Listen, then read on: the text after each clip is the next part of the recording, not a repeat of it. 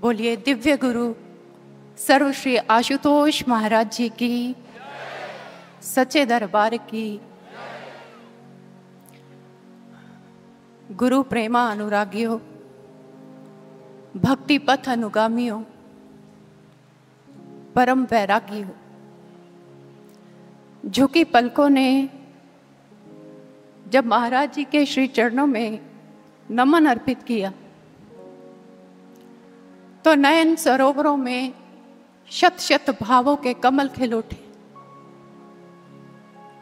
श्री गुरु पूर्णिमा की इस दिव्य बेला में संगत से भरपूर संपूर्ण पंडाल में यूं तो हजारों तन उपस्थित हैं, लेकिन हर किसी के अंतःकरण से अलग अलग भावों की सरिता प्रवाहित हो रही है। गर्वित भावों ने कहा, महाराज जी आप मेरे हो और मैं आपका हूं। अभिलाषा भाव ने कहा, महाराज जी अभी हमें मिलकर भी नहीं मिले, हम पूर्ण रूप में महाराज जी से कब मिलेंगे। विरह भाव के नेत्रों से तो निरंतर नीर प्रवाहित होता रहता है। अधिकारपूर्ण भाव ने कहा, महाराज जी इतना तड़पाना भी सही है क्या?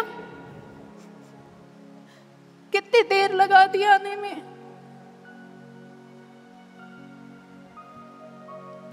मंद मंद मुस्कान भाव में तो आंखों से बहते हुए अश्रु भी आनंद प्रदान कर रहे हैं। अलग अलग भावों की ये सरिता जब अष्ट भावों की भागीरथी बनकर महाराज जी के श्री चरणों तक पहुंची तो एक करुण पुकार उठी, प्राण पिलक उठे, सांसें भारी हो गई, जिसमें एक प्रेमी सा करा है और संपूर्ण पंडाल एक आर्तनाद से गूंज उठा। व्याकुल नैना एक झलक को तरसे, तुम क्यों नहीं सुनते पुकार? तुमसे बिछुड़कर बहुत रोए हैं, कब मिलोगे अब की बार? संपूर्ण पंडाल में बैठा हर भक्त आज अपने महाराज जी से यही बात कह रहा है, महाराज जी हर गुरु पूर्णिमा पर हमें आपके साकार ब्रह्म स्वरूप का दर्शन होता था, जिसे आप बड़े चतुराई के साथ पूरा साल छुपा कर रखते थे हमसे। भगवत सत्ता का पुंज पूरे जलाल के साथ आपके मस्तक पर दैदीप्यमान होता था। गुरु प्रेमा अनुरागियों, आज महाराज जी के उन दिव्य पलों को, उनके साकार रूप को याद कर ये अश्रु नेत्रों के बांध तोड़ तोड़ कर बह रहे। बह लेने दीजिए, इन अश्रुओं को अपने गुरु की याद में बहने दीजिए, क्योंकि गुरु के लिए रोना कोई शर्म की बात नहीं होती है, गर्व की बात हुआ करती है। क्योंकि आंखों से निकलने वाले ये अश्रु किसी साधारण के लिए नहीं है, ये हमारे ऐसे सदगुरु के लिए है जिन्होंने कलयुग की घोर अज्ञानता में हमारी आत्मा को ब्रह्म ज्ञान के प्रकाश से आलोकित कर दिया। ये ऐसे सदगुरु के लिए है जिन्होंने बिना किसी भेदभाव के अपना प्रेम, अपना वात्सल्य, अपनी करुणा, अपनी दया हम जैसे तीनों पर खुले हाथों से लौटा दे, खुले हाथों से। आंखों से बहने वाले ये अश्रु सारे संसार को गर्व से कह रहे हैं, हमारे महाराज जी इस कलयुग के पूर्ण सदगुरु हैं। अरे हमने गुरु के रूप में साक्षात भगवान आशुतोष को पाया है, भगवान आशुतोष को।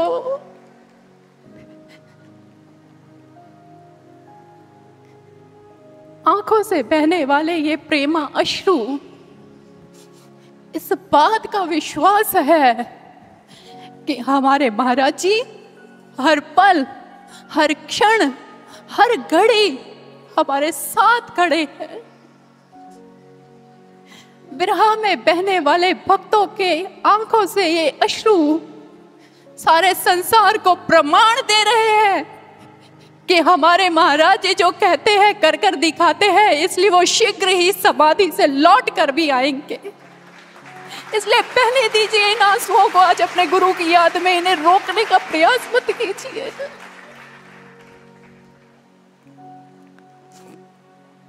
फिर चाहे संसार के लोग हमें पागल कहें, मनोरोगी कहें, कुछ भी कहें, हमें इसकी कोई परवाह नहीं, क्योंकि गुरु भक्तों, गुरु प्रेमा अनुरागियों को तो ये संसार सदैव ऐसी उपाधियों से नवाजता आया है। ये इस युग की नहीं, हर युग की बात है। भक्त पागल नहीं होता है, मनोरोगी भी नहीं होता है। हर भक्त तो अपने गुरु का प्रेम योगी होता है, प्रेम वियोगी हुआ करता है। क्योंकि जिस सद्गुरु ने प्रेम से उसके जीवन को छूकर उसके जीवन की दशा को बदल दिया हो, ऐसा सद्गुरु भक्त के लिए प्राणाधार बन जाते हैं। जब भक्त अपने उसी प्राणाधार को इन आंखों से देख नहीं पाता, अपने इस शीश को उनके श्री चरणों में रखकर प्रणाम नहीं कर पाता, जब वो अपने इन कानों से उसकी मधुर वाणी को नहीं सुन पाता, तो उसका हृदय छटपटाने लग जाता। फिर वो कभी हंसता है, कभी रोता है, कभी नाचता है, तो कभी चुप हो जाता है, कभी अकेले में भी मेला महसूस करता है और कभी मेले में भी बड़ा अकेला हो जाता है। उस समय संसार का कोई भी वैद्य, कोई भी डॉक्टर उस भक्त के रोग का पता नहीं लगा सकता। संसार की दृष्टि में वो मनोरोगी होगा, संसार की दृष्टि में वो पागल होगा, लेकिन अध्यात्म की दृष्टि से वो पागल नहीं होता है। ब्रह्मानंद जी जो ऐसे ही भावों में भरे हुए थे, अपने गुरु के दर्शनों के वियोग में तड़प रहे थे, कभी हंसते कभी रोते, तो उनको भी मनोरोगी कहा गया। वैद्य को बुलाया गया, इसके रोग का पता लगाया जाए। वैद्य ने नब्ज देखनी प्रारंभ की तो ब्रह्मानंद जी कह उठे, नब्जिया वैद्य क्या देखे, मुझे दिल की बीमारी है। कभी कफ रोग बतलावे, कभी तासीर गर्मी की, जिगर का हाल तू मेरा ना जाने अनाड़ी है। नब्जिया वैद्य क्या देखे, मुझे दिल की बीमारी है। सनम की मोहिनी मूरत बसे दिल बीच में मेरे, न मन को चैन है, तन की खबर सारी बेसारी है। नब्जिया वैद्य क्या देखे, मुझे दिल की बीमारी है। असर करती नहीं कोई दवा कीमती ये तेरी, बिना दीदार दिल भर के मिटे नहीं बेकरारी है। नब्जिया वैद्य क्या देखे, मुझे दिल की बीमारी है। अगर दीदार को मेरे मिलावे तू कभी मुझसे, वो ब्रह्मानंद गुण तेरा करूं मैं यादगारी है। नब्जिया वैद्य क्या देखे, मुझे दिल की बीमारी है। गुरु के भक्त मनोरोगी नहीं होते हैं, वो प्रेम वियोगी हुआ करते हैं।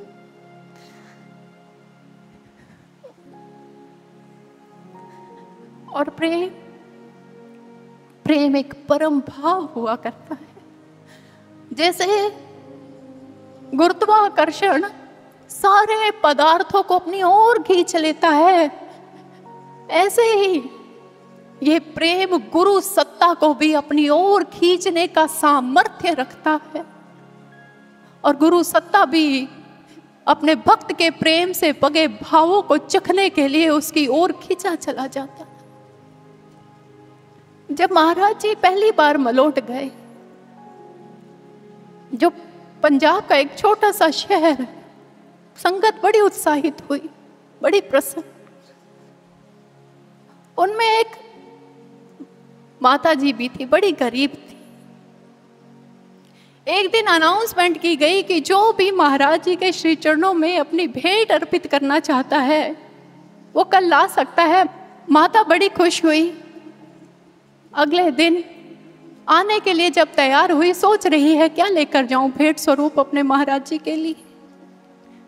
घर में 4 बासी रोटियां पड़ी हुई थी, घी तो था नहीं, इसलिए घी की जगह पानी मिलाया, गुड़ मिलाया, उसका अच्छे से चूरमा बनाया और छोटे छोटे 4 लड्डू बना लिए। भावों की उस पोटली को बांधा काले लिफाफे में और चल बड़ी खुशी के साथ महाराज जी के चरणों में अर्पित करने के लिए। लेकिन जैसे ही माता जी महाराज जी के समक्ष पहुंची तो देख के ठिठक गई, क्योंकि महाराज जी के श्री चरणों में भक्तों ने भावों के रूप में लड्डू चढ़ाए हुए थे, देसी घी के, फलों की टोकरियां, ना जाने क्या क्या अर्पित किया हुआ था।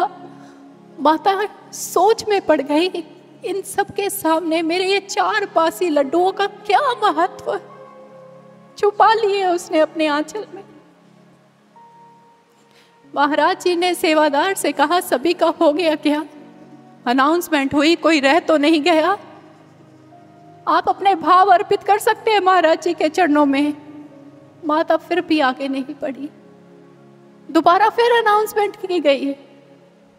माँ वहीं खड़ी सोचती रही, महाराज जी कैसे अर्पित करो ये 4 बासी लड्डू आपके चरणों में। अरे आप तो दुनिया के शहंशाह हैं, मैं कैसे अर्पित करूं ये 4 बासी लड्डू। तीसरी बार अनाउंसमेंट की कि कोई रहता तो नहीं। माँ फिर भी आगे नहीं बढ़ी। महाराज जी अपने सिंहासन से उठे। संगत ने सोचा महाराज जी अपने कक्ष में जा रहे हैं, लेकिन जानते हैं चलते चलते महाराज जी सीधा उस माँ के पास गए और उनको संबोधित करते हुए कहने लगे, क्या लेकर आई हैं आप मेरे लिए, मुझे नहीं देंगी क्या? जैसे ही उस माँ ने सुना, चुपचाप करके वो काला लिफाफा महाराज जी की ओर बढ़ा दिया। महाराज जी ने माता के हाथ से ही उस काले लिफाफे की गांठ को खोला। सारी संगत के सामने हमारे गुरुदेव ने उस बासी लड्डू को उठाया और अपने मुख में डालकर महाराज जी ने उसकी भेंट को स्वीकार कर लिया। बासी लड्डू को भी महाराज जी ने खा लिया। संगत तालियां बजा उठी, प्रसन्न हो गई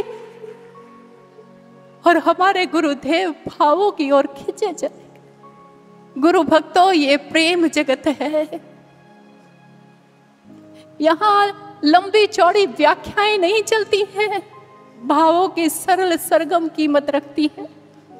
यहाँ शब्द चाल नहीं, अपितु भाव ताल महत्व रखता है। ये आंतरिक जगत है। यहाँ आंतरिक बोली चलती है, जिसके नियम भाषा व्याकरण से बिल्कुल अलग होते हैं। ये भाव जगत है। यहाँ अश्रुओं के दीप जलते हैं, भावों की रंगोलियां सजती हैं, बिरहा की सरगम गूंजती है और आहों के सुर जीवन को संगीतमय बना देते हैं। लेकिन गुरु भक्तों, इस प्रेम मार्ग का एक ही नियम है, अपने गुरु को देखकर चलना। क्योंकि ये मार्ग तलवार की धार की तरह तेज है और दुर्गम भी है। महाराज जी भी अपने प्रवचनों के माध्यम से हमें बार बार समझा कर गए हैं। एक तरफ गहरी खाई, उनसे कदम बचाना है, और दूसरी ओर फिसलने है भरपूर ढलाने हैं। साधकता की डगर में अनेक प्रकार की कठिनाइयां आती हैं, परिस्थितियां आती हैं, स्वयं से संघर्ष होता है, स्वयं से चुनौतियां होती है। लेकिन उस समय एक साधक को चाहिए कि वो सतर्क रहे और उत्साहित भी, सकारात्मक रहे और अनुशासित भी। और इसका एक ही महामंत्र है, अपने गुरु के हो जाओ, अपने गुरु के दास हो जाओ।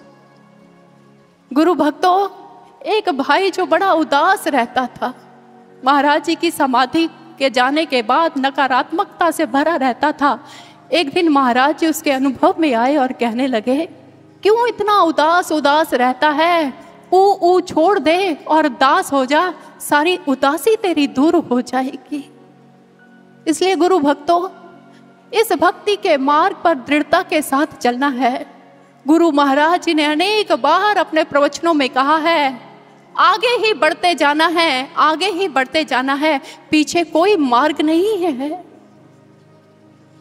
मैंने एक कविता पढ़ी थी जो एक खग को संबोधित कर कर कही गई, जो हम प्रेमी भक्तों के लिए बड़ी प्रेरणा दे रही है। भूल गया तू अपना पथ और नहीं पंखों में भी गति, किंतु पीछे लौटना इस पथ पर, अरे मौत से भी है बदतर, खगुड़ते रहना जीवन पर।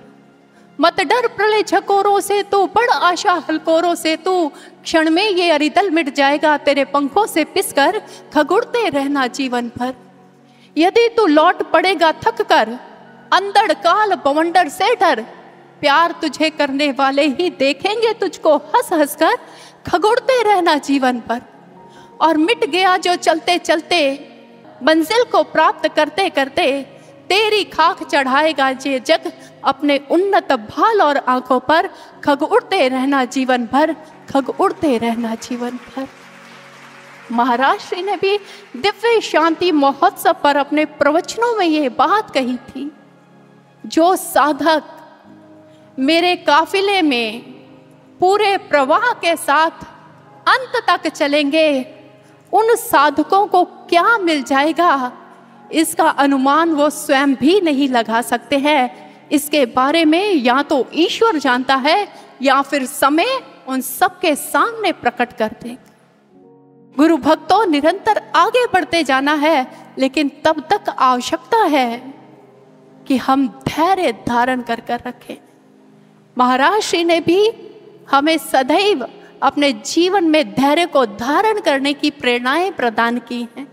महाराज श्री ने कहा, जीवन में चाहे कितनी ही आंधियां क्यों ना आए, कितनी ही परिस्थितियां क्यों ना आए, लेकिन अगर आप धैर्य के दामन को थाम लेंगे तो बड़े से बड़ा तूफान भी छट जाएगा, निकल जाएगा। एक साधक ने कहा, महाराज जी, अगर दुख बहुत गहरा हो तो क्या करें? महाराज जी मुस्कुराए, अपने सिंहासन से थोड़ा सा आगे बढ़े और मुस्कुराते हुए कहा, अगर दुख बहुत गहरा हो तो धैर्य को और गहरा करना और विश्वास रखना कि हर अंधेरी रात के बाद एक सुनहरी सुबह आती ही आती है। और गुरु भक्तों, ये जो 11 सालों से हम महाराज जी के इंतजार के पौधे को अपने विरह रूपी अश्रुओं के द्वारा उसे पाल रहे हैं, उसे पोषित कर रहे हैं, यकीन मानिए इसका फल बहुत मीठा होगा जब समाधि से उठकर हमारे आशु बाबा हम सबको दर्शन देंगे, हम सबको दर्शन देंगे। तो आइए गुरु पूर्णिमा की इस दिव्य बेला में अपने महाराज जी के पावन चरणों में यही प्रार्थना करते हैं, हे गुरुदेव, हम सभी शिष्य रूपी चातक आपके दर्शनों की स्वाति बूंद को प्राप्त करने के लिए सदैव ओम श्री आशुतोषाय नमः रूपी पीहू पीहू का अलाप अपने जीवन के अंतिम श्वास तक करते रहे। महाराज जी अपने जीवन के अंतिम श्वासों तक करते रहे। तो बोलिए दिव्य गुरु श्री आशुतोष महाराज जी की, सच्चे दरबार की।